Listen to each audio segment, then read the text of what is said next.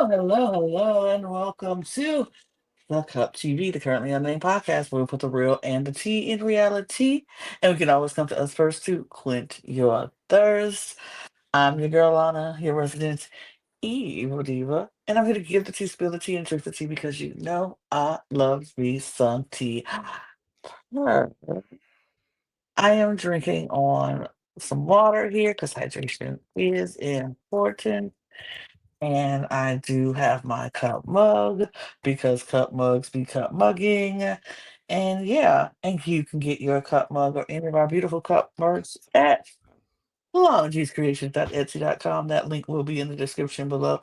And we do ship internationally and domestically, so there are no excuses. Get your cup merch, period. I'm just trying to get back to the light. My ring light doesn't want to work today. Hi, I'm Logan. My face. Say something gay. I just was able to grab water. That's all we're drinking today.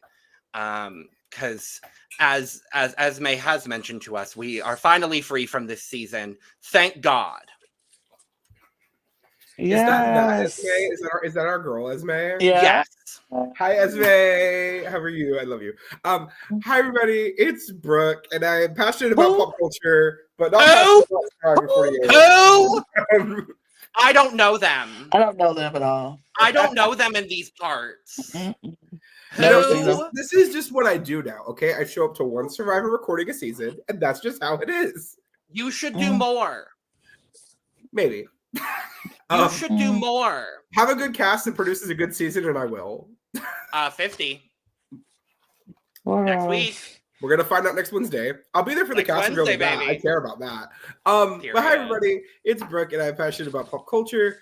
Not passionate about Survivor 48, but I did watch the finale because I wanted to at least see a winner get crowned. And you know what? Probably the single best episode to hop onto the season now, because I actually did not hate this finale. I'm drinking water because I got McDonald's and water. Period. But we are here talking about Survivor 48. It was finale night, and we are finally through this season. It is done. It is over. We're done with this. Only to be reminded that Survivor 49 is coming right in the fall. So, it's just okay. It's all right. We love that. It never ends. The cycle continues. And you know what? We're going to keep talking about it because that's what we do. But we're gonna talk all about this finale because honestly, I'm with you, Brooke. This was a good finale. I enjoyed this finale. So we're gonna talk all about it. But before we do, before we dive into that, y'all need to hit the subscribe button. Please and thank you. If you have not subscribed to this channel, why haven't you done it? Because hello. But we're good, we're cute, we have a good time here. But if you are a fan of competitive television, competitive reality television, this is the channel for you. We talk about everything from Survivor to Amazing Race to Big Brother to the Million Dollar Secret, Love Island, Destination X, which is coming up Genius next. Game. The Genius Game. Please, all of the things that are happening. We got a lot. And you definitely want to stick around and watch it for Destination X because we will have exit interviews for all the people who will be leaving Destination. Well, most. I'll say most. I won't say all because you know how things are sometimes. But we will be doing exit interviews for Destination X. So to get your Destination X fix, this is the channel for you, period. And but all the competitive reality television shows, this is the place for you. So please, if you haven't subscribed, please do. We are on a mission here at the Cup TV, as well as the Cup Network, to get 1,000 new subscribers. So you can follow us here, and then go follow us at the Cup Pod if you are a fan of drag or drag race. We have some All Stars 10 happening right now, and more of a drags is going on as well if you are into Mexican horror, just great drag. That's where you need to be. That's where you check it out. If you are a fan of Eurovision Song Contest, that channel just is taking a break because they just came off of a huge huge week of comment We need a week to recover from the trauma that was that final. we have they just came off a huge week of just competition and the series, so you want to go check that out because they did an amazing job over there. I will say they ate it up. They did a great job with showcasing all the great talent that was Eurovision Song Contest. So go check that out. And if you're a fan of WWE, the Cup ringside is the place to be. Saturday Night Main Events is happening this week. I was going to try to talk about it, but we don't know. We'll see. We still might talk about it, but I think it's actually turning out to be a good card. So we might go on and talk about Saturday Night Main Event this week. So if you're a fan of that, check out At the Cup ringside. So do all the things, all the things. Follow us on our audio podcast link. That's also in the description below, as well as our Patreon, and all of our socials are there as well. So do all the things, show all the support. We appreciate you very much. Yay. So let's get into the finale, which was Survivor. Y'all, this was a wild ride, I will say. It was. This season, they kept saying it all season. This certainly was unprecedented. Oh my God. Certainly unprecedented. That is a word that can be used to describe this season of Survivor, everyone. I think we can all agree that is a word. Unprecedented is a word that they use. A word. There has never been a 48th season of Survivor before, and I think we have to really recognize the ground that they have broken here. That is true.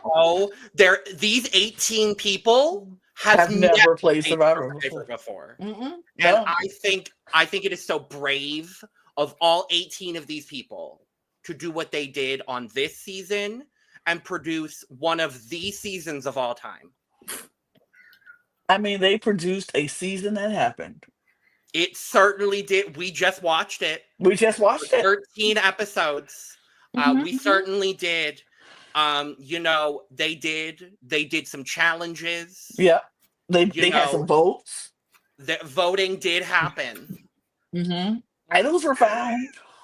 Idols, advantages. Yeah. A lot of them by the same person. There was a merge. Mm-hmm. Mm-hmm. Merge did happen. Yeah, it did. It was some journeys that took place. That's already beating Palau. Palau couldn't even do that. So, I mean.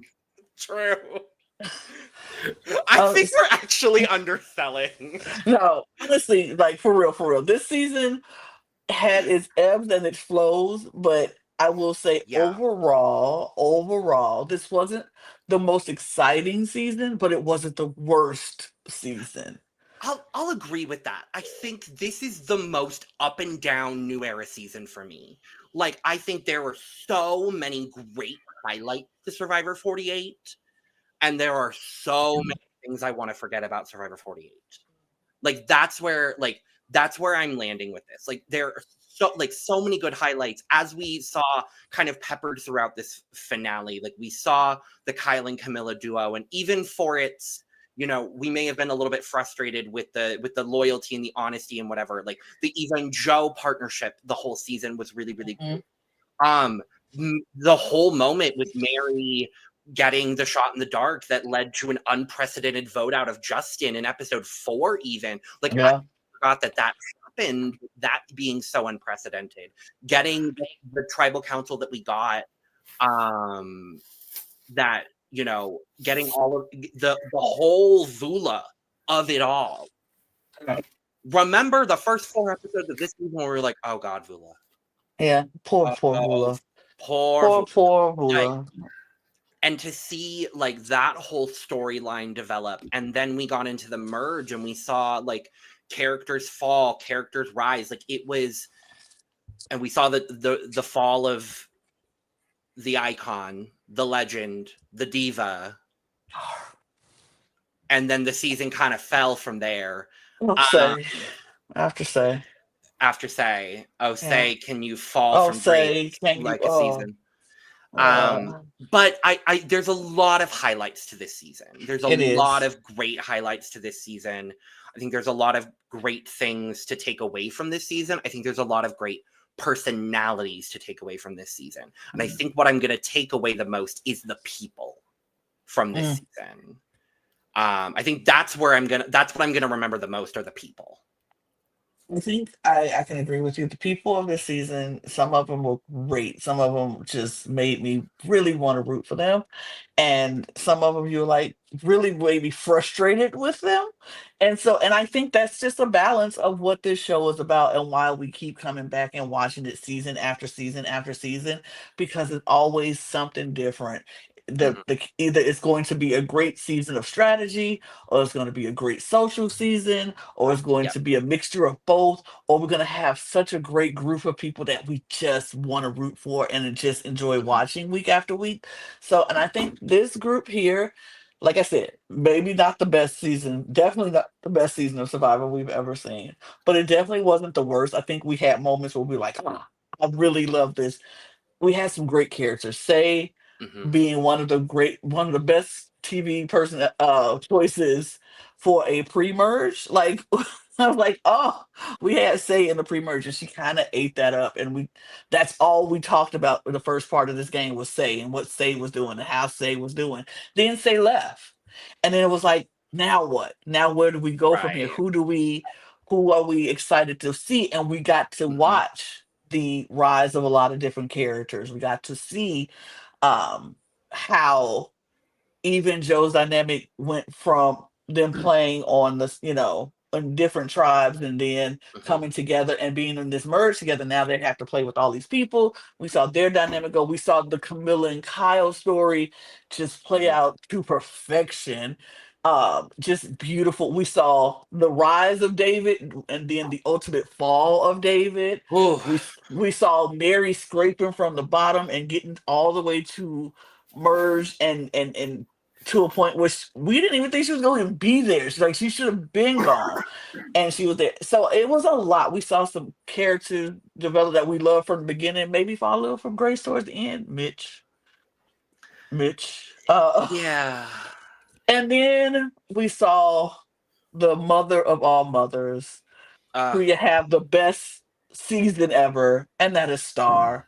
Star is everything. Star is season 48 for me. I'm sorry, I don't care what nobody say. You can fight me. I don't care. Love Star and loved her in this finale and her whole intake of it. But I just think this season it has its ebbs and its flows, but overall it was a good season. Probably won't be in my top memory in my brain, but if somebody made me go back in a few years and say, what about 48? I'd be like, Star. Hey, Star. I'll be like, Star, Shaheen. I will say Eva, because Eva was such an integral part of this season. She was. I will think of Kyle and Camilla. I'll even think of like the pre-jury people we lost. I'll think of Justin. I'll think of Thomas and Bianca. I'll think of Say, obviously. I'll think of Uncle Cedric. I will. And Kevin. I'll think of Uncle and Kevin, and I'll think of Chrissy, and just I'll think of that. I may think of that tribal where Chrissy just went off on David, and I loved every moment of it, and where she mothered, like, and again, it's the people of this season. It's not the moments. It's not really the moves, even. It's the people and the characters, and I can't really say that for a lot of new era seasons of Survivor, where it's the casting. And it's the characters that have really been the driving force for this season in a way that few Survivor seasons have done in a really long time. I think the last Survivor season I cared about the characters this much, honestly, is David versus Goliath. Was the last time I cared about the characters this much. And hey, this cannot and will not go down as the worst new era season. 43 exists. So so I just want to make something clear to the people at home, right? Because we haven't really talked about it yet. I did not watch this season. Full disclosure. I watched the finale. I did. Well, you all know. I want to tell the people that are watching, right? The reason I'm here is two things. One, I want to explain why I didn't, because I think it might inform where I'm at with Survivor going into 49 and 50. But two, I want to talk about the finale because I really think, as someone who did not see, I've seen clips, obviously. Like, I saw the clip of Eva and Joe at the challenge where Eva explains the situation with her autism to everyone. Saw that. I saw the episode 4 Tribal Council, which in my head will go down as one of the craziest tribal councils I've ever witnessed in my entire life. Oh, dear Lord. It's a moment. But I have had a long problem with Survivor, pretty much since the new era started. But I'll really say it started really with 43 was where I really grew this distaste for this new version of Survivor. That has really made it hard for me to want to come back to it, especially when I have Australia sitting right over here, giving me all the older format of Survivor that I want. Right? It's really tough to see. We have 3 tribes every season now. It's been 3 tribes for the past since the new era started. It's been 3 tribes. And it seems like a disproportionate amount of the time we get that one loser tribe that just loses a lot. I would care more about Vula if there wasn't 5 or 6 other tribes in the new era that have the same arc, really. Now, granted, different people, obviously, and that is going to affect more of it. But it's happened a lot in the new era, right? So pull that out of the way. I'm sick of all the damn advantages. It really stifles the gameplay for me because instead of it having to be this like social maneuvering game, it's I have this piece of paper that says I get to vote 5 times and you don't get to vote at all, and that bugs me. I'm being hyperbolic, but beside the point. When I started seeing all the negative stuff trending about the season, because there was a lot of negativity on the internet, let's be real, there always is. It kind of just reaffirmed me not wanting to watch the season, especially considering when I look back at like where I was watching live in 43 and 44, I did not care for 43 whatsoever, and I was fine with 44. It was like, okay. But after watching this finale, I will say, even if the season wasn't great, I think this finale was really well produced. I think it told some really good stories. I'm hoping it concluded some really good stories. It seemed like it did to me. And I will say, if they can keep this momentum going into 49, I am at least, I don't want to say interested, and as in like I'm like right back into that love of Survivor again. But watching this finale did give me enough of wanting to watch 49 that I'm probably going to watch it. So I'm hoping that they can keep this momentum going because I think this finale was really well put together. And also, I will never turn down getting to see Samotion as the final challenge. So, well, and I think what's interesting about that is I think you having 43 and 44 in mind, the editing and the way that they put together the show now in the new era is so completely different. I think you need to put 43, 44 out of your mind. I think you need to put it out of your mind completely. This season is for what the gameplay was, because the gameplay was weird.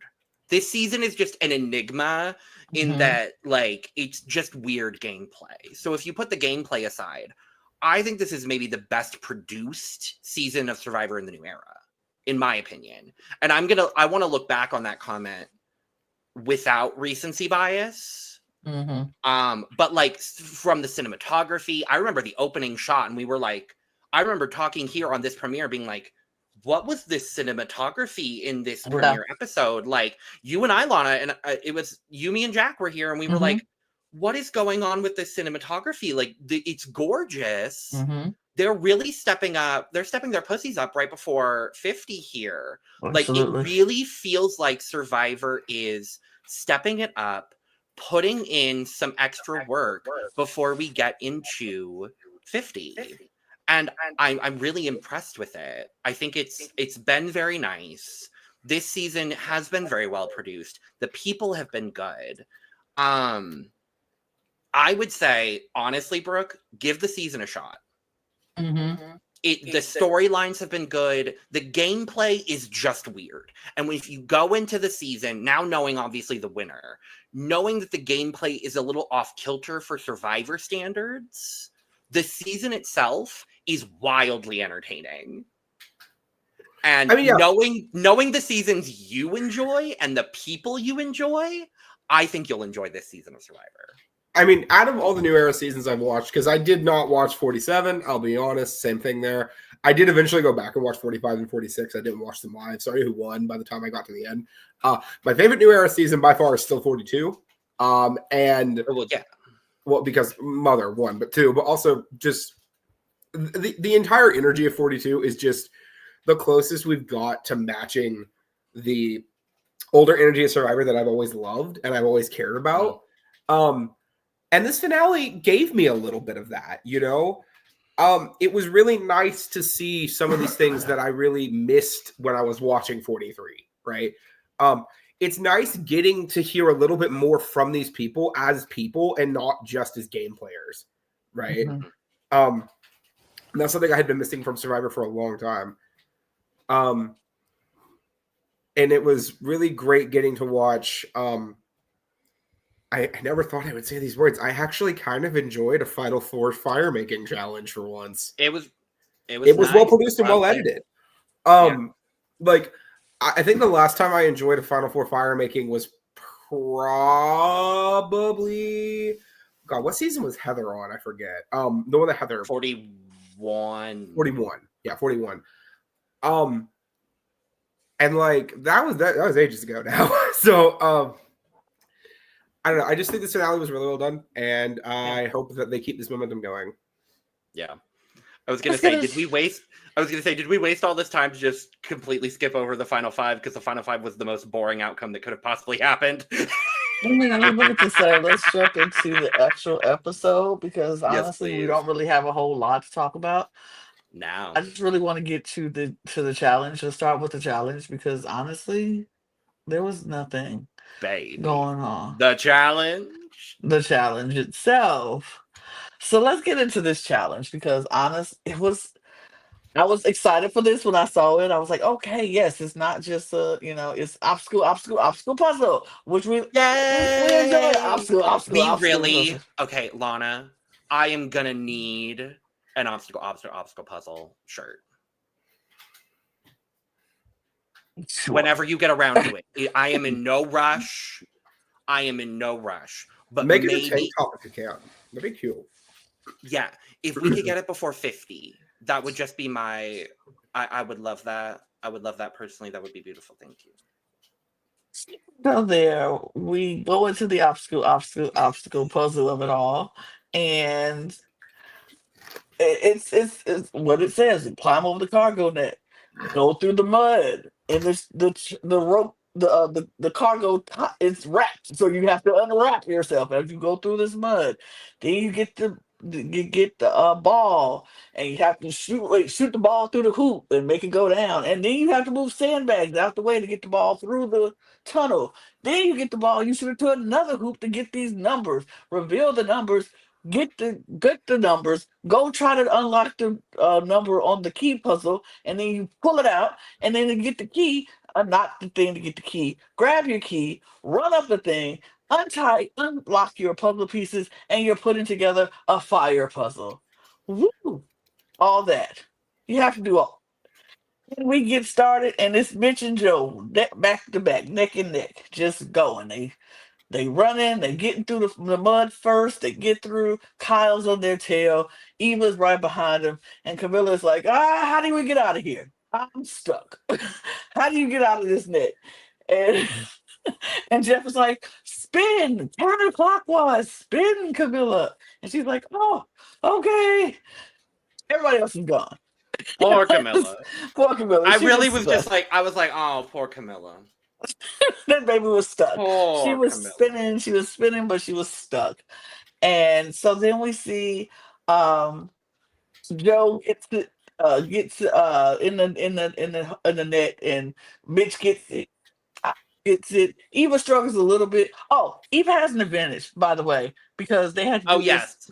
They did have an advantage thing, a scramble to forward advantage, and Eva won it. Good on her. So her advantage was, instead of when she got midway through the challenge, she didn't have to shoot the second basket. She could just walk up, put it in there, and get her numbers. Good on her. Sure. And actually, I think that of this challenge, I think that's the most fair advantage. Because as we saw, Baller Mitch. That's what you get for being a PE coach. Yeah. I've said it all season. Yeah, you gotta ate it up. He does it all the time, serving PE coach. Thank you. But everybody gets to the puzzle. So let's get it. Everybody gets to the puzzle except Camilla. Camilla's still struggling, trying to. Oh, Camilla. Because Camilla, she's dead last, baby. She just got out the mud. She can't get the ball in the hoop. She finally gets the ball in the hoop, and everybody's at the puzzle trying to figure out how to put this puzzle together. And Camilla finally gets her numbers, and she gets her thing, and she finally comes up and joins the puzzle, and nobody's getting this puzzle together. They still figuring it out. They still trying to put pieces together. Eva starts putting pieces together. So we're like, oh, okay. Eva's and mind you, this is not a new puzzle. This is a puzzle that you could have studied. This is a puzzle that, if I remember correctly, first appeared in Carl Moen. So I believe so. I believe Carl Moen, because I know Cochran won it in Carl Moen. So I was saying, I was like, y'all could have figured this one out, y'all. I own this puzzle. I own a 3D printed version of this puzzle. Like, it's not hard. The puzzle. Well, as you wouldn't have known, Brooke, the puzzle man just got eliminated last episode. Yeah. Our beautiful Persian king Shaheen, the puzzle master, just got eliminated last episode. Otherwise, Shaheen probably would have won this puzzle in no time flat. I mean, because our two puzzle people are Shaheen and Camilla. Like, literally, those are the two puzzle people. Like, anytime there was a thing, it was Shaheen and Camilla. So absolutely. And so we see Camilla comes finally, like I said, she gets up there finally. Nobody is nowhere near starting with this puzzle. They haven't figured it out. Camilla comes up, then Eva starts figuring it out. So now Eva's getting pieces together. She's going. And then Camilla's like, okay, all right, piece after piece after piece. And I'm sitting here, I'm watching this. Me and Logan are watching with a group of fans, and we sitting here watching it. And I'm like, Camilla gonna come back on y'all. Camilla. She coming back. She coming back. Camilla. Queen Camilla. And I'm like, oh shoot. And all of a sudden it was just like there was no hope for anybody else. Like, Camilla just came through and ate them up. And I was like, yes. This really reminded me of Cass winning immunity at Final Four of Kage-On, right? Like, you have this the bucket drop, pull the water up thing. Cass is behind everybody the whole time, and then you get to the puzzle, and Cass is just like, y'all are struggling with this. It reminds me of Michelle and Karong as well, where she just starts getting Michelle's Tower. Yes, Michelle's Tower, absolutely. Like, I wanted Camilla to kick over the fire puzzle so bad. Like, oh, that would have been amazing if she would have kicked it over. Like, yes. But the fact that Camilla has won 2 immunities on this season, like, our queen, genuinely our queen. And her family told her she was getting put it out first, and now she was at the point where she cannot be voted out at all. And she has not had votes against her at all. Period. Camilla ate down this season. Love her. So now she is going, and she gets a reward because there's pasta on the line. They're going to the sanctuary to get pasta.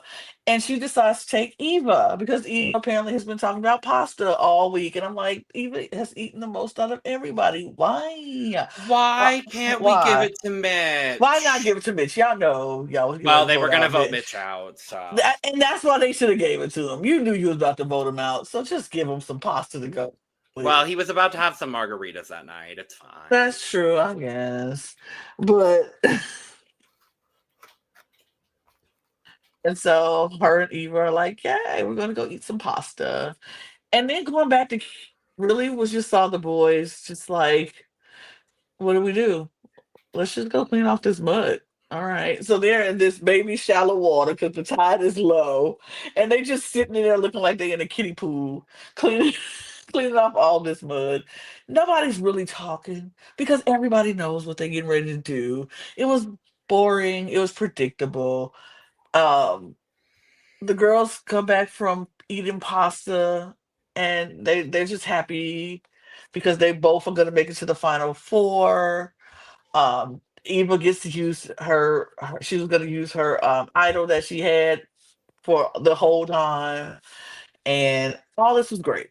Everything was great. Everybody was happy. Everybody knew what it was doing. Camilla just tells Mitch, I can't sit next to you. Yeah. I can't.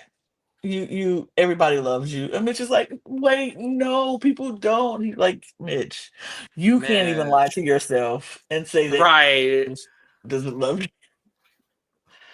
Here's the thing, though.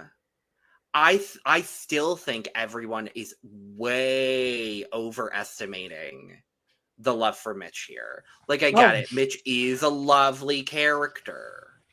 However, he did nothing.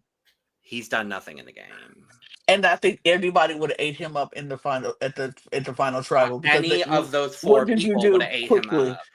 Like, what did you do? What have you done quickly? Nothing. We brought you here because you were the GOAT. I think if Mitch would have been there, that would have been a 0 vote finalist. Honestly. Yeah. I'm gonna be honest. Love Mitch. Love him. Sure. Love great Mitch. Character. Don't want to see him on the play this game ever again because he's not a great player. I'm be honest. I did not enjoy watching Mitch's gameplay. Dude, and some at the end of the show, I was like, "Oh, nope, anybody said that? Anybody said that?" But anyway, so Camilla tells Mitch she can't sit next to him, so she's voting for him. Mitch is like, "Oh," she tells Eva that Camilla says she's voting for him, and Eva's like, "Yeah, we all are." And he's like, "Oh, okay." It's just. I felt bad for Mitch in that moment, but I'm like, what do you do with that? You just if you don't have an idol, what do you do with that? You're back. You pitch Joe. Yep. You pitch Joe. To whom? Kyle and Camilla. And they said, we can't sit next to you. There's nothing you can do. I was like, Mitch. It's like the Lauren vote out from 40. Was that 45? See, this is the problem with them numbering all these damn seasons. We forget which season is which. Well, really, whatever. Yeah, when they look at you and tell you that there's nothing you could do, they're all voting for you. It's just like, well, let me sit here and watch the sunset and enjoy this moment because ain't nothing I can do. I'm not going to waste my breath talking to y'all no more. And you know what? He got his beautiful, lovely monologue moment at Tribal Council. He did. And I was happy to see it. He did. But Mitch is gone, y'all. I ain't even finna hold y'all. We ain't even finna hold you. Bye, Mitch. Bye, Mitch. And he did vote for Kyle, which was interesting. And everyone was like, wonder who Mitch was going to vote for. To tarnish his record. Mm-hmm. Didn't want to tarnish Camilla's record. Just tarnish Kyle's. Period. Because he's what? For the girls. For the girls. He's for the girls. For the girls. Work, Mitch. So, yeah, that's that. Mitch is gone. Now we're at Final Four. And it's like, yay, Final Four. This is where it all gets interesting to me. This is the part of the game where I was like, okay, now let's watch. Because that first part was... yeah. It could have been interesting. It could have been. But it could have been. No, but it wasn't. And I went into this Final Four and I was like, please, give us some motion. Give us some motion. And then we walked on the beach. And it was the motion. See, I was so excited. Survivor girlies. The second you see some motion, you go, yes. Yeah. And immediately, I love Camilla immediately going, no, because she knew. She knew. The second, if I'm ever on Survivor and I see some motion, my first thought is, I'm winning this challenge. Oh, my first thought is, I'm losing this challenge. My first thought is, I could possibly win, but I could probably not lose. my vertigo. Like, I no. Oh no, I get it for you. For me, I look at some motion and I'm like, if I lose this challenge, it's because I don't catch a ball, not because I like lose focus and miss the shoot. Right. Like, I would just do it the way, like I think JT did it, where he would like grab the ball like this instead of holding his hand underneath it. Yeah. Right. But I will put my hand over the thing so it has to hit my palm and not like slide over. Like, Oh no, there's absolutely like there's ways you like I'm studying it before I go on, but also I'm never going on Survivor, so like I don't have that worry. Like Survivor's the one show I'm never applying to because again, literally can't go on because I have vertigo. Point being, this is like the one challenge where like I would just hope everyone else was worse than me because once you got to like 4, it's like that's where like if I'm going back and forth, I'm literally at risk of falling over.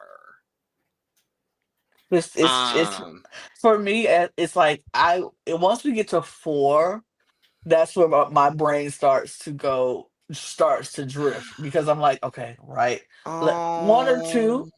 What? Sorry.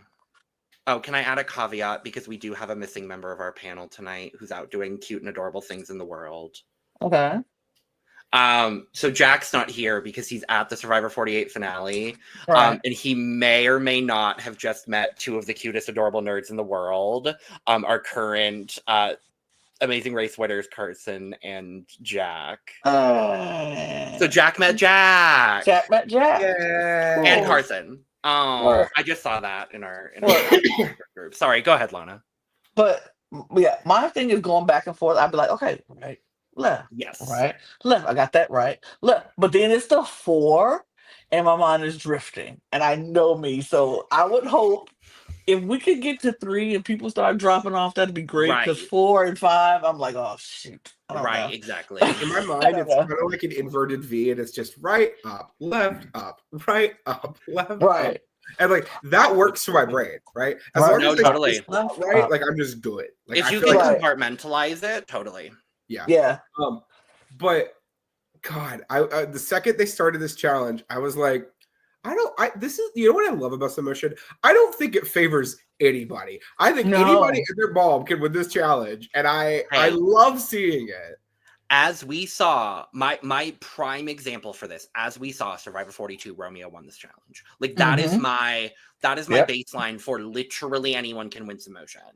Yeah. Like, and that's no shade to Romeo. That's just like legitimately anyone can come out of nowhere, win 0 challenges, be shit at every challenge on the season, and just randomly come out of nowhere and win some motion. I absolutely agree with you, Brooke. It is the ultimate equalizer challenge for any reality show.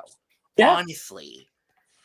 And that is why I said I could possibly pull that one out. That would be the one I would see it. I'm like, I could possibly win this one. And that's why I voted for it for 50, because that's why I love seeing it. Me too. Mm-hmm. It's not overly physical where somebody who's older and maybe less physical can do it, and it's not like overtly like smart puzzles like I have to know strategy to put stuff. It's just I have to focus. This is all about focus, and if you can focus, you can win this. Well, this is the big thing I like about Big Brother is that they do have those like staple competitions that show up pretty much every year, right? Sure. We know we're getting some iteration of OTEV every year. We're probably going to get a black box every year. We're getting the wall every year. Yes. Right. Make this the final immunity every year. Absolutely. And I know people are going to be like, oh, but if you make submersion the final immunity, I don't care. I don't care. This challenge is perfect. It has been perfect since Token Teens. There is no way to ruin the way you have done Submotion if you keep it the exact same way it is every year. But it's perfect. It is literally the absolute best challenge I think Survivor has come up with ever. I think the only possible exception is the poverty arm challenge, and we all know what I'm talking about. Yeah, I think Submotion being the challenge, it's actually can be a really good challenge. And I think the only way they could I don't think they can mess it up, but make it bigger. Make the thing give us different levels of Submotion. Like sometimes it's not as big as the first one, and so that means the balls go quicker. And then sometimes it's bigger, so it's like the balls take a little more time. But when it gets to that bottom, it starts speeding up quicker. They could do it, just have different levels of Submotion. And I don't disagree with you, Brooke. I think having it as the final challenge every season is not a bad idea because it gives everybody the same playing field of winning, possibility of winning that challenge. But we do see some motion start, and they are going. We get to, I think, three before we lose our first person. And the first person that drops out is Eva.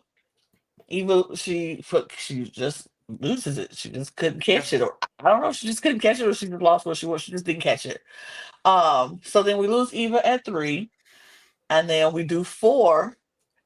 They drop 4 balls in, and then we lose Camilla right after Eva, and it's down to Joe and Kyle, and we see them going back and forth and back and forth and back and forth, and eventually Kyle is our winner.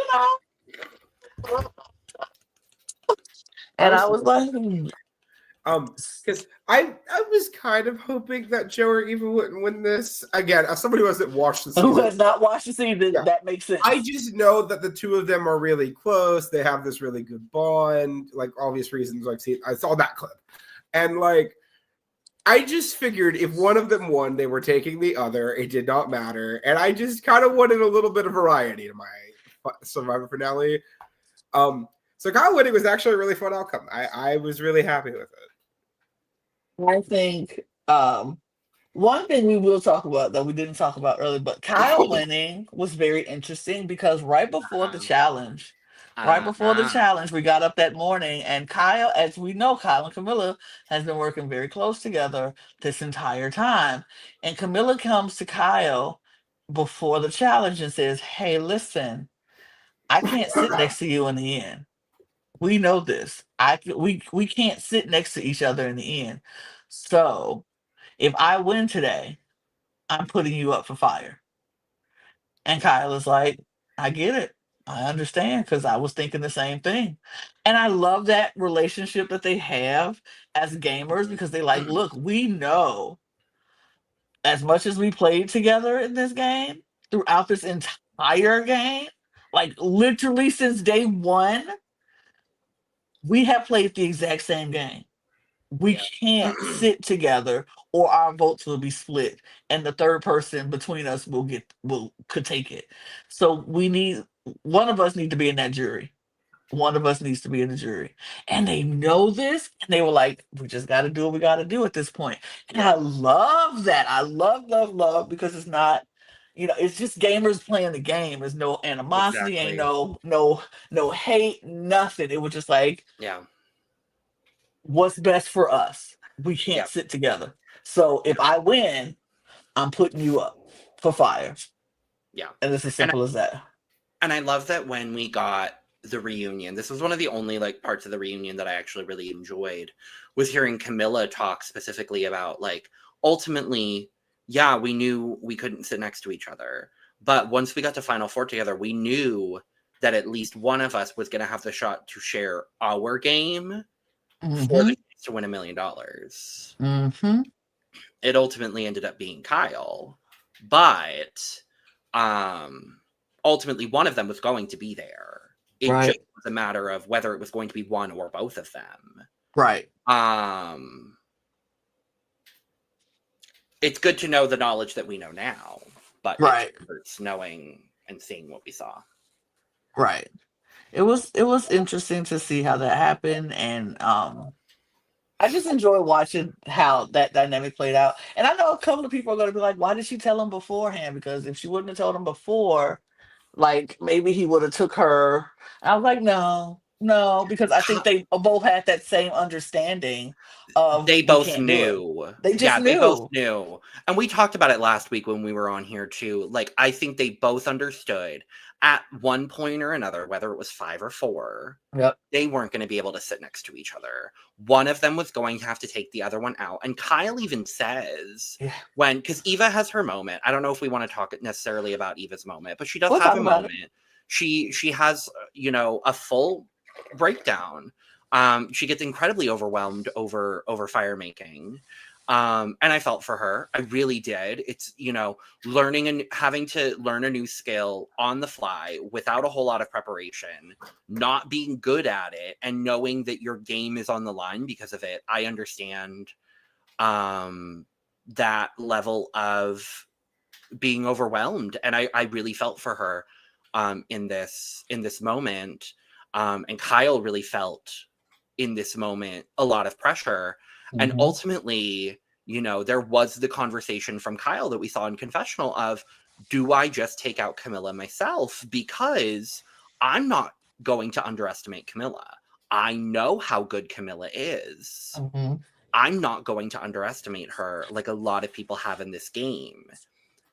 Now, I'm glad he ultimately didn't. I would have understood if he did. Right. And, you know, given what ultimately happens, he probably would have beaten her. I think anyone would have, probably. But I think it's an interesting scenario to consider scenarios. What would have happened in those circumstances? Yeah. I'm gonna have to be that person here, right? As much as I like the conversations and like I like this talk of, this is what I'm gonna do. I'm gonna save this person. These two are gonna do the fire challenge, whatever. I cannot stand the limitations that Final Four fire making has put on this part of the game to me, right? Because on paper, it is so simple. If you are Kyle or if you're Camilla, you have to convince Joe and Eva that the other person is the person that's going to beat them in the end, right? Because you all know it's going to be a Final Three. It's been a Final Three since Kage on, and then before that, since I believe Token Teens. So like we know that it's going to be a Final Three at this point. It's been a Final Three the entirety of the new era. All you have to do is convince them, right? And I miss that aspect of this game because it always feels like now once you get past 5, that like 4 is like, oh, okay. Yeah, I think with what we know and what all the situations that we know, I feel like, okay, I'm trying to figure out my words because I don't want to be that girl, but I might have to be that girl a little bit because you could be a little bit critical of her here. I see it. Right, because I loved the story of Eva throughout the season. I loved that she was overcoming and dealing with difficult situations in this moment. But what I thought and what my hesitation with her this entire time is what happened in this episode and what happened in this moment.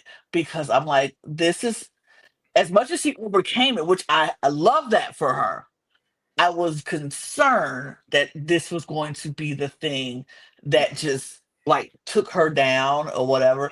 And that this is going to be what defined her. And I felt like even in this entire situation that she was going to have her demons that she had to face, her autism that she had to deal with, and all of that was going to be the caveat for her throughout this. That was going to be her heel, and she was going to die on that heel. Not that that's a bad thing.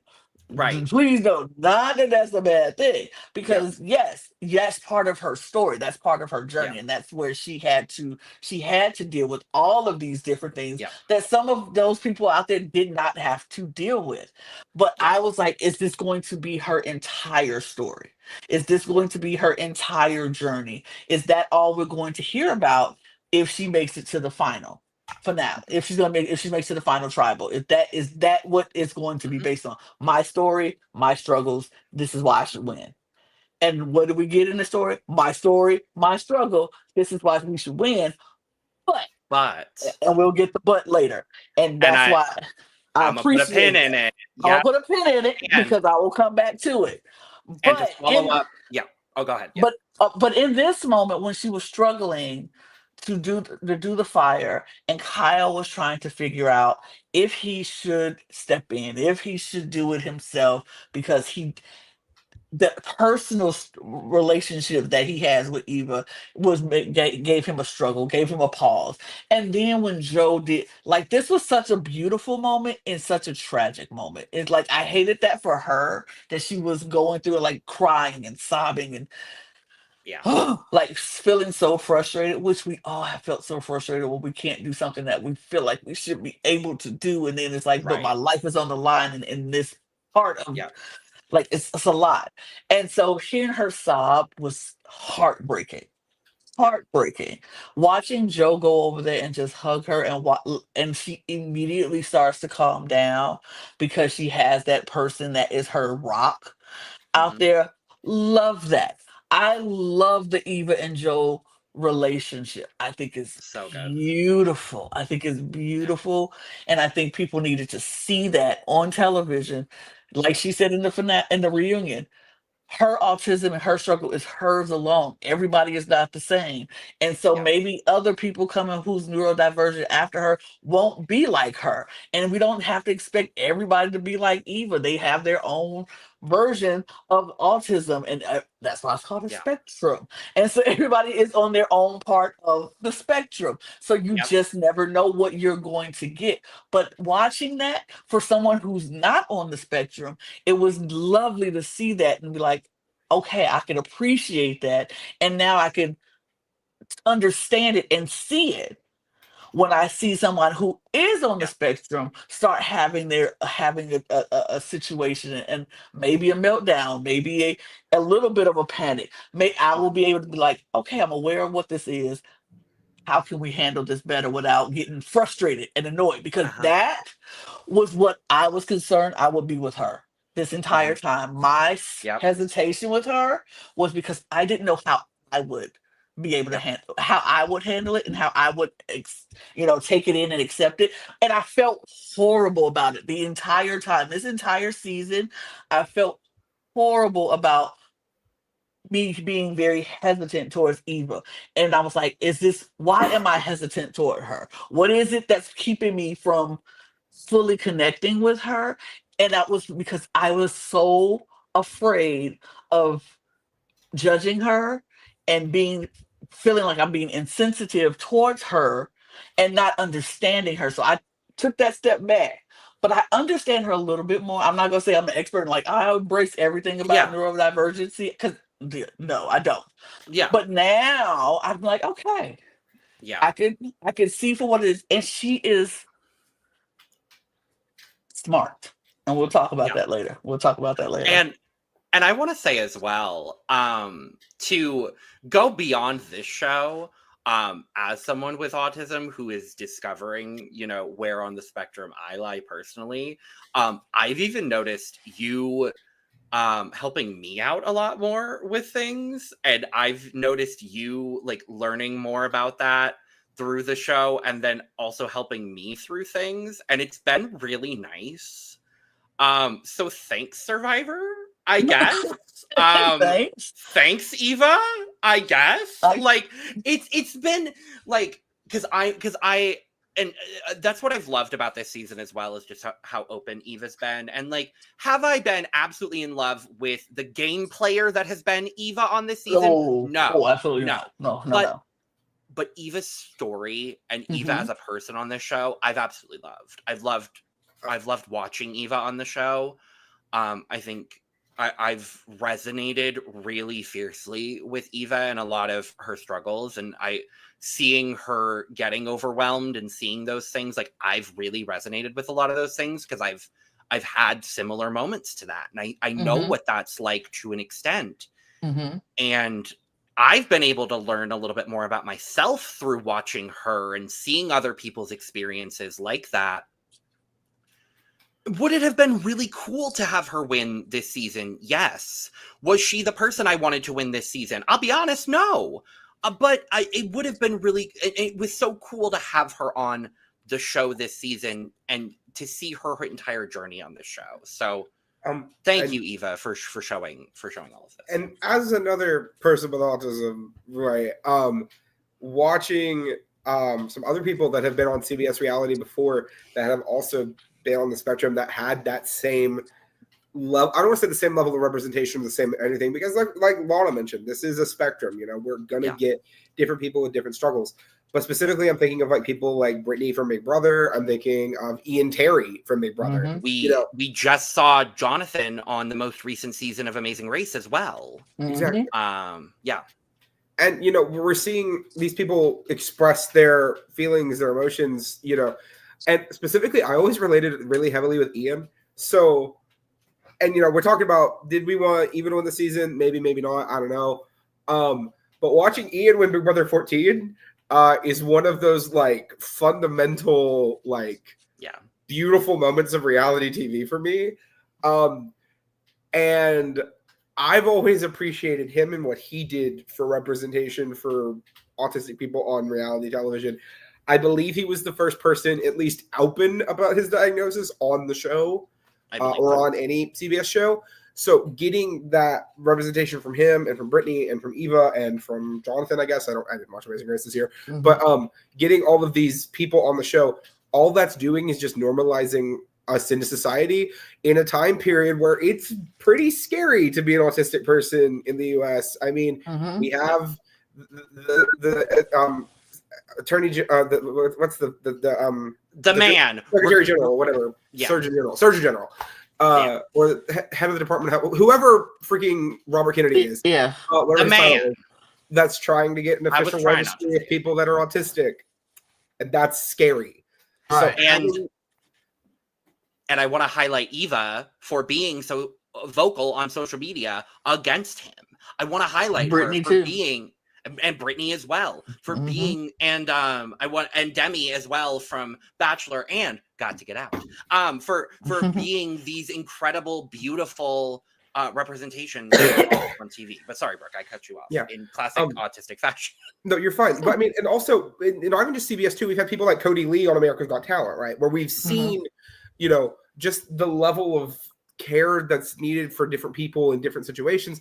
But the support system has always been there, right? Because when I think about Ian, he was super close to Brittany Haynes, right? And that relationship really helped him on Big Brother 14. And the same thing, he was close with Devon and Nicole on Big Brother All-Stars. So like everybody, we have our people, and we care about the people we're around, and they support us and they make us better. But we're also capable, and having people like Eva, who, spoiler alert, sorry, makes it to the end of the game, right? Comes in second place. Like, again, spoiler, sorry. You're watching this episode. If you didn't know this already, why are you watching? But if you cared about, we've talked about who won the damn season already. That's what I'm saying. So it's just really important to me too, and it does make me want to see more of this particular season to see how it's portrayed. I will say one thing about this group of people on this season. They were very, very supportive of Eva in everything. Not just Joe. Her and Joe had a beautiful relationship, and he was her rock. He was her roots. He was the roots for her tree. Like, he was her roots. But when I tell you, everybody in that season was strong branches for her. They supported her. They held her up. They made sure she was okay. Kyle was about to take her off and put himself in just because he felt like he needed to help support her. And if it wasn't for Eva telling him no, Joe was getting ready to step up and be like, I will take your spot. And my point when we started this whole conversation was going to be, I love Eva for going, no, you're not going to do that. And no, you're not going to do that either. I'm a capable woman. I'm going to do it. I'm going to do this myself. And she certainly fucking did. And I loved every moment of it. And I also want to highlight, because everybody was so good on this season, I want to highlight the woman who was also maybe the most vocal and the most powerful for her, and that's Miss Star. Because Star was the most vocal after the viral moment. Yeah. Yes. Right afterwards, the woman who was hyping her up the most, who she had been, I'm gonna say, awful, not the nicest, awful too, up until that point in the season. Miss Star was doing the damn thing for Eva. I hope they have since Well, I hope Eva watched back and was like, "Ooh, I was awful to her for no reason at all." Cannot wait to see Eva's exit press. I really hope. I'm most excited to see. Because if don't nobody ask her why she hates women, I'm gonna be like, y'all ain't doing y'all job. I know. Because I want to know, what is it? Why did you hate women so much? I know you comfortable around the boys, but what is your problem with women? Because baby girl, you got a problem with women. And we And we can praise her for being a lovely representative for autistic people and also criticize her at the same time, being like, girl, why don't you like women? Why don't you like women? Like, girl, I need you to get it together. Let's be real, okay? We all have our character flaws, you know? Just because she don't like women, and that's that is a huge flaw for me. No, and what I'm trying to get at women is of color, period. Because women of color seems to be a problem for you too, Miss Mamas. Thank you for your advocacy. Let's talk about the other elephant in the room, ma'am. But because what we are not going to do is let you just off the hook for all the awful things you did, just to praise you for all the good things you did. Because just like you did the good, we take the good, we take the bad, we have them both, and there you have the facts of life, baby. And you here, I was confused. Anyway, but no, I'm not gonna praise you for all the good things and just overlook your bad flaws, baby. Because Miss Mamas, you and your hate for women and women of color, we need to have a talk about it. But what I will say, what we did see with all of those people who you mentioned, Brooke, and everybody else who we talked about, that is what a spectrum looks like, because everybody is so different, and we saw the good. And we saw the awful. Like Jonathan, he admitted himself he was not good on that show. And have you seen his exit press? Yes. Oh, that made me so happy. He admitted it. He was like, "You would not like me." Happy. No. And I did not like me. He said I was bad on that show. I was awful. Good. We didn't deserve to win because of me. And I was like, and then he took all the brunt off of Anna, which he should have. But we saw that. And we saw him own up to that. But we also saw really good representation when we saw Ian and we saw Brittany. Like, they were good. They were good. And Demi, like, they were good. But in that awkwardly social kind of way, but it wasn't like horrible. So I love that we've got to see this. We see this whole spectrum. And like you said, Brooke, all this is showing is that we can normalize that spectrum. So we can normalize people so they don't have to feel like they're othered by everybody else. So they don't have to feel like we're not normal, because really, what is normal? Exactly. If y'all didn't know that this podcast was run by like 80% neurodivergent people, I mean, you probably would know. But you probably I mean, we're a hot mess, and it's okay. We love it. If you are loving this content, make sure to subscribe if you've not already, because we are on a mission to get 1,000 subscribers here at the Cup TV and across all 4 of our networks by the end of the year. So thank you very much. No, but you know. Yay! Anyway, fire making challenge. Thank God Kyle didn't put himself in. Thank God. Don't do it. I really thought they cut to Kyle, and I really thought, because as soon as they pop in and Eva goes, "Oh, I don't have coconut husk," I thought Kyle was about to put himself in, and I said, "Sir, no, please don't, no." But in the end of it all, I don't think it would have mattered. I think anybody, all 3 of those people sitting on that side, unfortunately would have beat Camilla, because Camilla couldn't even get a spark. She got a quick fire for 1 second. Eva knew. She was like, "You can have purple." She knew. She knew. Yeah. This is why I don't like the fire making challenges, because like it was okay, you know, it was a piece of television. It was awesome to see people encouraging Eva, incling Camilla. Oh, I loved that moment. That was great. Anticlimactic as hell. Okay, because the second Eva gets her flame up to that rope, even when it started dying down, I did sit up a little bit when it started dying down, because there is that possibility. We saw it with Heather, you know, where you get the big flame, it's up, and then it's gone, and suddenly the other person has a flame and they're going. Yep. I still figured Eva was probably winning. I don't feel like they would have this big moment with Joe teaching her how to make fire and like helping her through it. And she goes, I can do this. I know I can do this. And then her lose the fire making challenge. Why would they do that? I said that.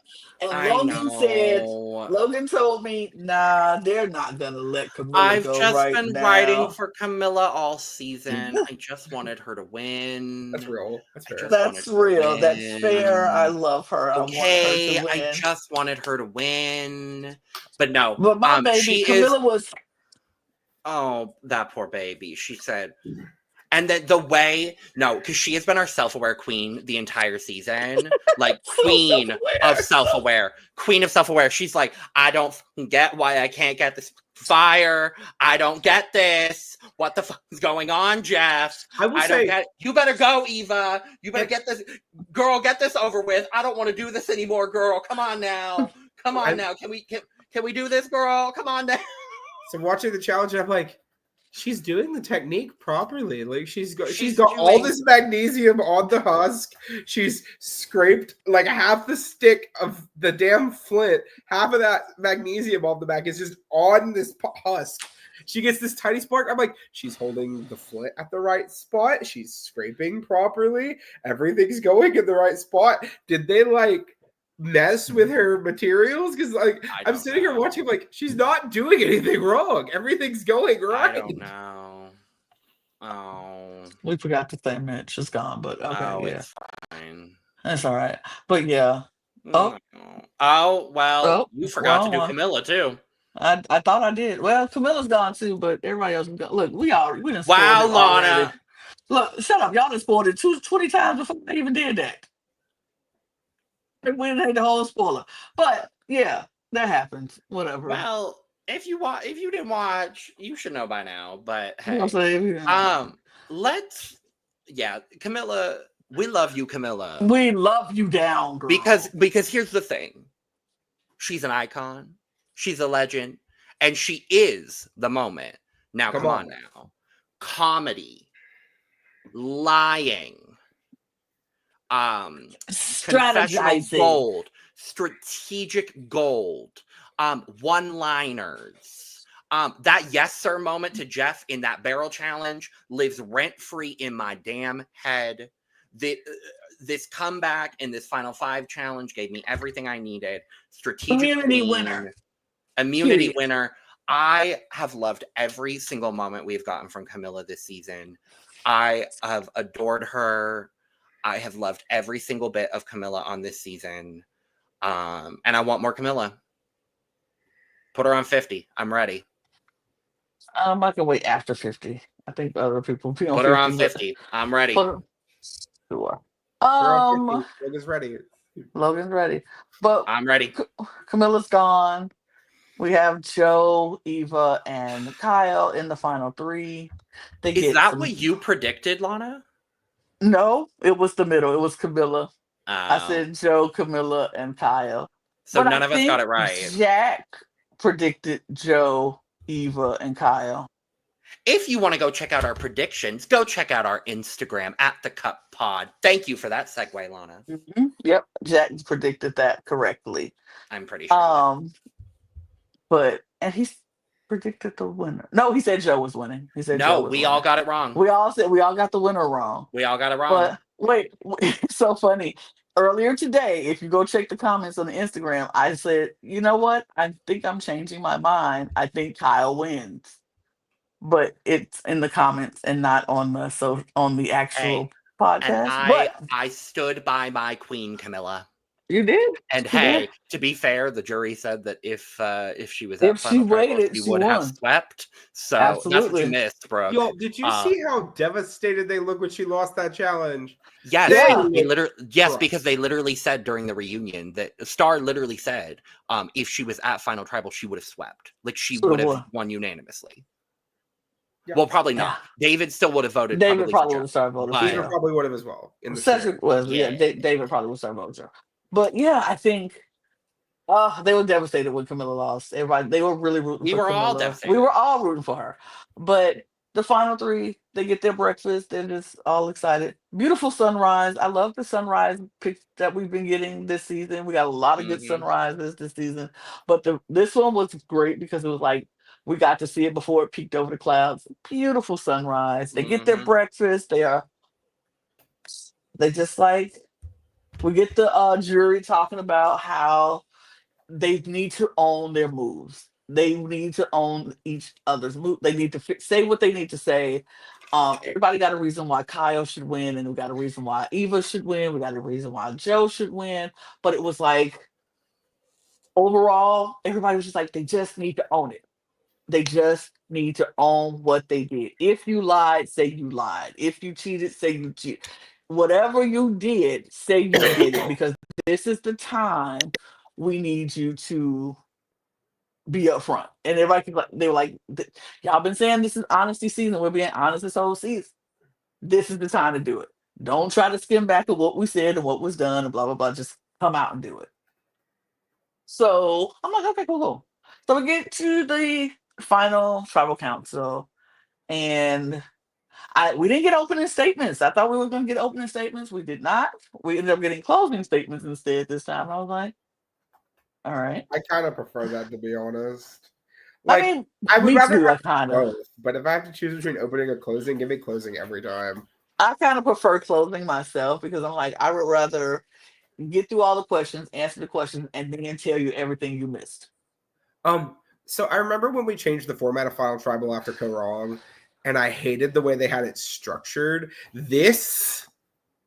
I like this. This is good because it gives it's not that stupid. The outwit portion of the game, the outplay portion of the game, the outlast portion of the game. No, fuck that. Yeah. Survivor is a holistic experience. Okay. You do not just do one of the facets better than the other people. You need to be the whole complete and total package to win your season or be Gabler. So I also like closing statements. I wanted to round out that and make it three of us. As you should. So getting these like questions, but other people in the jury can chime in. Yes. Like that's nice. This is the type of format they should keep permanently for Final Tribal. Yeah. As much as I love the dramatic, like Trish yelling at Tony moments, like with the old school speeches, this is still really cool. Yeah, and this is a little bit different for New Era as well. Like they had been doing the kind of outwit, outplay, outlast kind of like segmented situation. But the last couple of seasons, they've been doing it this kind of like very open-ended, open forum. And I agree with you, Brooke. I think this is the format that I think creates the best Final Tribal aura and the best Final Tribal kind of energy. And honestly, I don't love a Final Tribal. I'm going to be honest. I don't always love a Final Tribal. I find that one person is kind of awkward a lot of the times. It's clear like there's like a 0 vote finalist. Like the energy is always kind of awkward. I loved this Final Tribal. I thought it was very fun. I thought the energy was very good. I thought 2 of these people did a great job and Joe was there. And that's not what I thought the scenario was going to be going into this Final Tribal. And I was very gagged, actually. Very gagged. I did not think this was going to come down to a Kyle and Eva situation where I was like, Joe is flopping at this Final Tribal. And go ahead. And Eva ate this finale up. I'm gonna have to give it to her. And here's my thing. I'm wondering if this was a lot to do with the edit or if this was just how it went down, because I honestly can't see in any universe where a lawyer is going to get out-talked out in an argumentative situation and get out-talked in this Final Tribal. And I feel like they edited and skewed it more towards Eva to psych us out.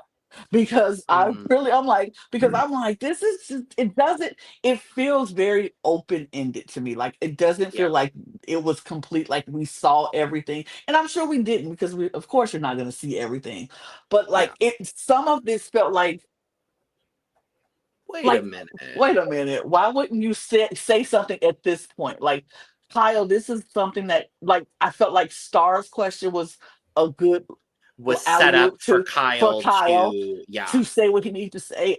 And I felt like a whole lot of other situations were, and he didn't even say anything. And they Mhm. would show him, and he looked like he want to say something, and then he doesn't say anything. So I'm kind of figuring maybe it was a little bit of edit, but I honestly think this Eva was just eating this up because she was hyper focused on what she needed to do and what Yeah. she needed to say, and all the points that she needed to make. She made Yeah. them, and I thought she had a phenomenal final tribal council. And I was like, if she wins, would she be my pick that I would want to win? No. But if she wins, I would understand why she wins, because Yeah. she kind of did the doggone thing. And I think her being so focused and having that autistic side likes to cut people off from time to time, because y'all do.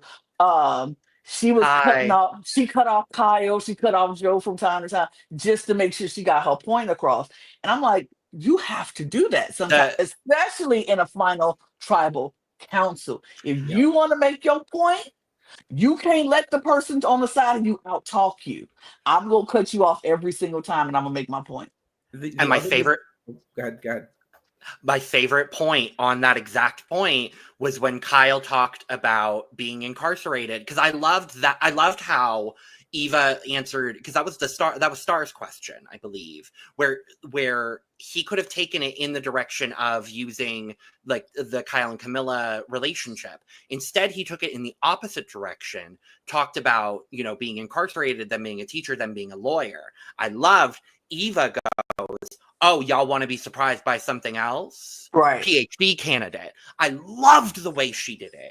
And like, I think Kyle did a great job in this final tribal council. I do think Kyle did a great job. And we'll talk about, the ultimate kind of big situation here. Mm-hmm. But Eva ate one down.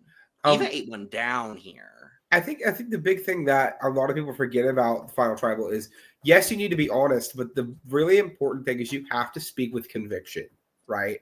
And I think here, my big problem with Joe was actually that he wasn't really speaking with a lot of conviction, because pretty much everything he said, from what I've seen and what I've heard, and, I didn't hear anything that was like really like, I bought it, but I didn't really. I kind of like looked at it and maybe rented it for a few days, and then I brought it back to the red box, right? Like that was just kind of red box, dear God. That was just right. I was like, baby, what is that reference? We all been to the red box. We all been to the red box. Yeah.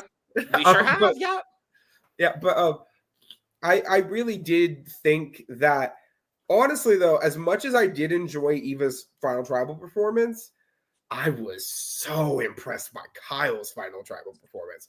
We get to see one of my favorite responses at Final Tribal in the New Era, to be honest with you, where he says, you all think that Joe and Eva are the best duo in the game. The best duo in the game was actually me and Camilla. Mm-hmm. And then he explains why they were the best duo in the game. No one knew about them. They didn't know that they were going to relay information to each other, and it allowed them to sync Shaheen. Yeah. That's awesome. Right? It really gives the energy of Marianne saying, I have this idol just in case. Mm-hmm. Yeah. It gave for me, it gave the Marianne Final Six voting out Omer situation as well. Mm-hmm. Like, it very much so gave me that energy as well. Like a lot of Kyle, and I will say a lot of Kyle's gameplay really kind of reflects the way that Marianne played the game as well. Like, very bubbly, big personality, didn't have a perfect game to start out, but found her footing, found her people, settled into the game, was not a big threat, and found her groove, and won in the end by being just the single most convincing person at the end of the game. And I think it's interesting to compare them in that way, based on those moves and then just based on the overall game. Obviously, very different games, in that Marianne didn't have a duo in that way. I guess you could consider Omer, but, she cut her duo, whereas he, forced his duo into a fire making where she lost. Right. And even then, I loved the way that Camilla, number one wing woman, was like, nope, I got you. I know, I got you. Because at the end of the day, she's was going it. to help him win $1 million. I mean, why work that hard together if you're not gonna help the other person win? I'm not gonna do Exactly. all that and sit there and watch you lose. That's crazy. We would, Yeah. because I know you would do the same thing for me. I Yeah. think another thing that when y'all compared Marianne to Kyle, I think Eva was trying to have that Marianne moment with the Yeah. advantage. It was effective, but it wasn't the slam dunk. That wasn't Yeah. the slam dunk that she needed. Yeah. It was effective. It was like, oh, okay, cool. Yeah. I think her PhD was more impressive to some people in the Yeah. jury than that advantage. But I think Kyle was not doing the best at the beginning of the final tribal. Like I was sitting there like, come on, Kyle, say what you gotta say. Yeah. Kyle gave us the slam dunk moment. And if you have been in any game and been on any jury, I know for Mhm. me, if I'm on a jury, I need my aha moment. If you Mhm. don't give me my aha moment, I'm not voting for you Yeah. because I need you to give me a moment to go, aha, okay, that was Yeah. a game winning move. And I think when when Camilla alley oop to him, Yeah. Kyle, do you want to? Eva actually did it. She started it when she started talking about how she and Joe got Shaheen out that game. And Camilla Mhm. and Kyle was like, okay, pass me the ball. Put me in, coach. I'm ready. And Camilla Mhm. was like, Kyle, you want to tell him how that came about? And that was it. I think that was Kyle's Yeah. aha moment. He slam dunked that answer. He showed Shaheen, yes, you are a good player. And that's why I took you out. And this is how I took you out. And we were sneaky about it and we lied about it. But everything, what we used was half truth. We gave most of the stuff I Mhm. said was true. You did say that. You did come. So if it came back around, you did say that, and you did do that. We add a little oomph at the end to make Joe and Eva go, mm. And in that moment, you saw it in Joe's face. He was looking You saw like, you saw it in what? Eva's too. And Eva too, they were like, what? Like they realized that they got played, and that was Kyle's slam dunk moment. And that is why Kyle won the game. Honestly, that is Yeah. why Kyle won the game. And I could not be happier for Kyle. I Thrilled. could not be happier for Kyle. Thrilled. It Thrilled. was In a so good. season of loyalty and honesty and milk, thank God the right person won.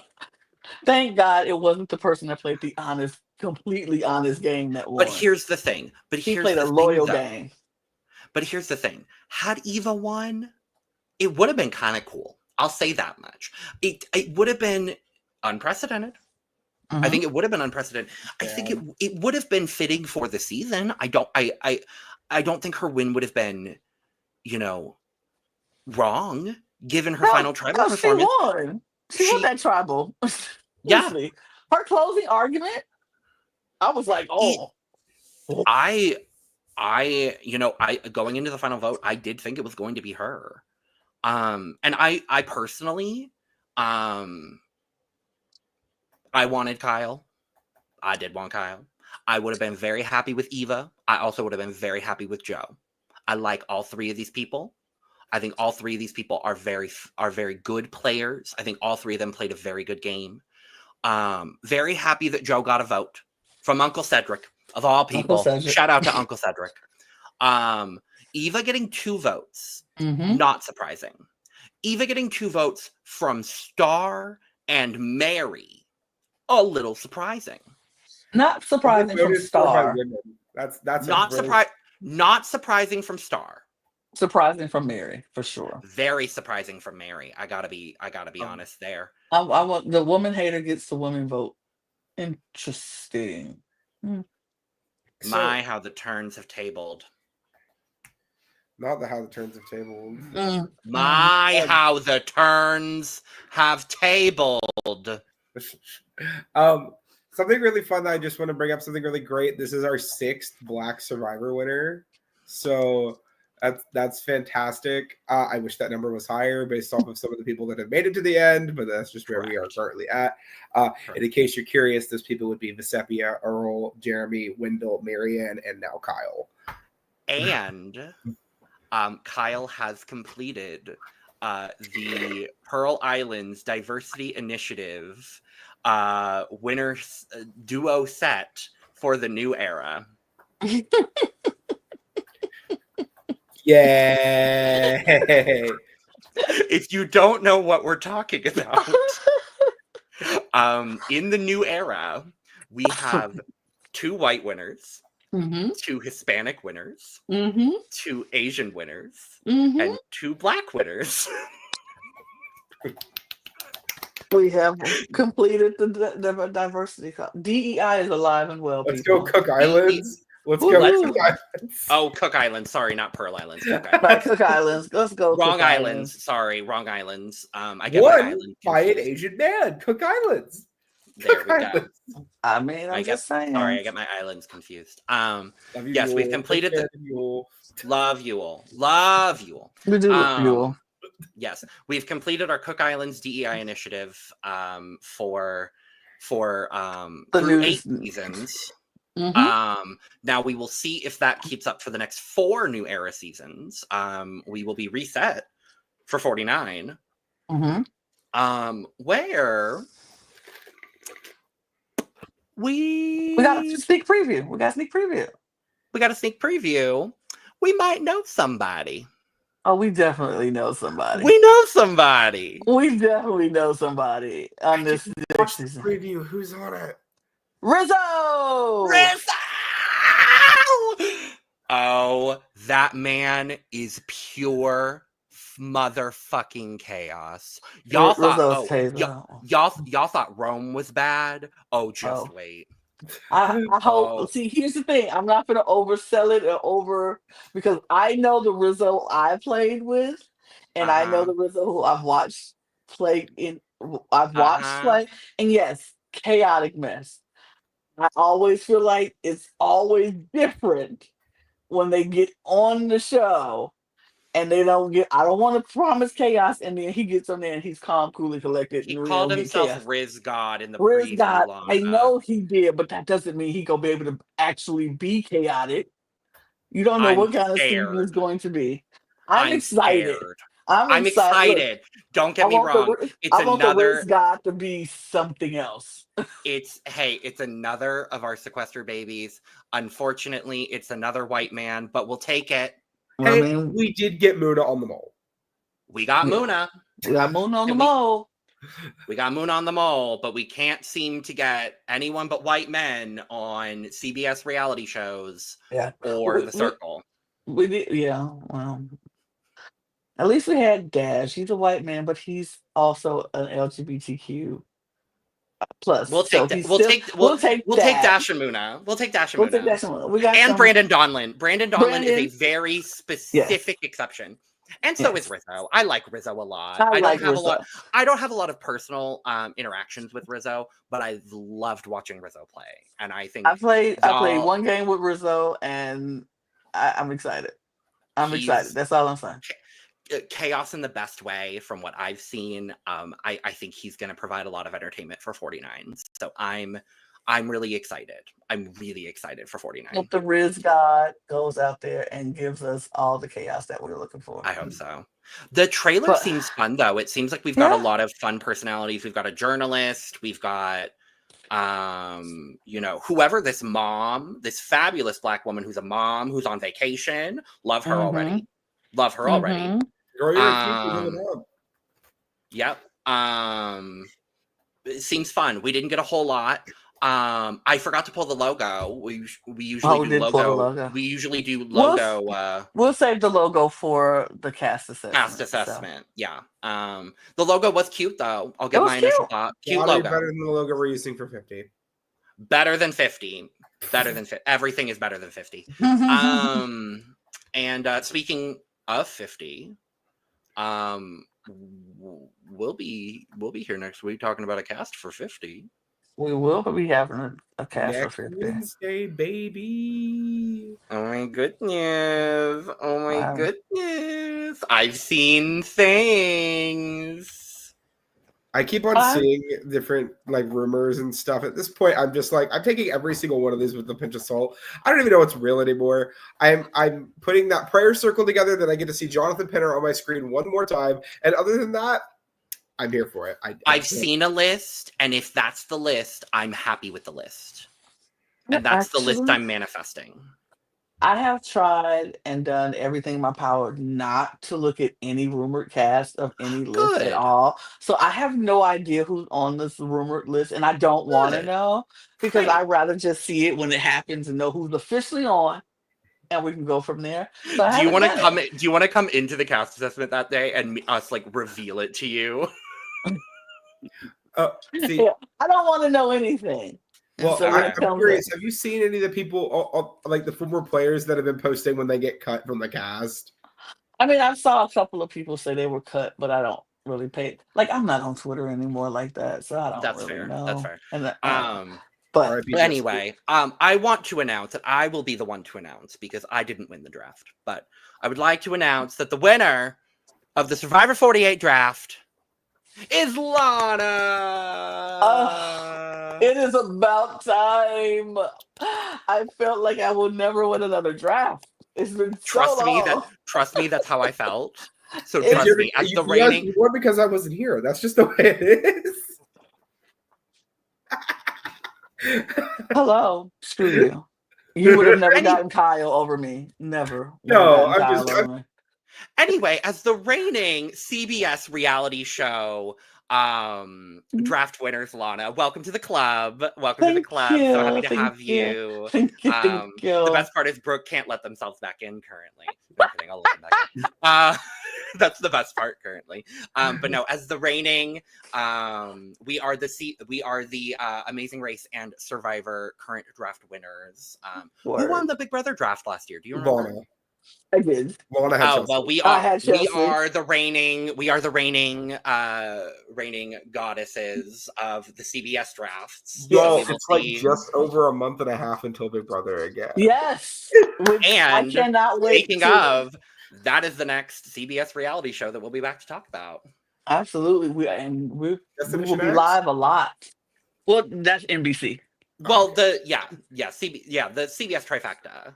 The next trifecta show we'll be back to talk about is Big Brother. So, and that is coming out in July, but we will be covering Destination X, which comes out next week. So we will be starting on Destination X, then Love Island starts June the 3rd. So we will be back to talk.